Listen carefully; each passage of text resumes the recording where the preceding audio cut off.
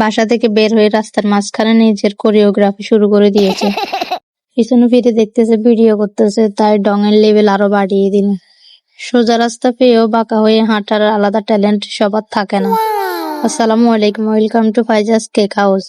মা মেয়ে মিলে অনেকদিন পর একটু ঘুরতে বের হলাম।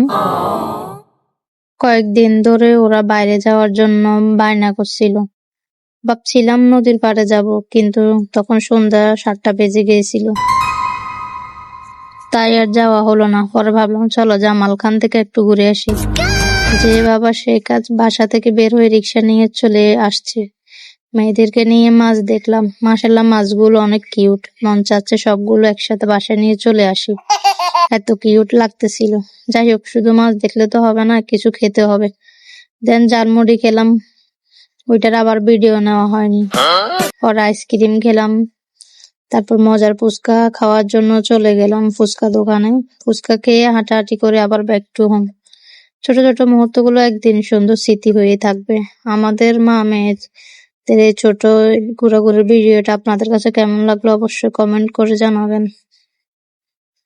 সবাই ভালো থাকবেন, সুস্থ থাকবেন। আল্লাহ হাফেজ। Thanks for watching.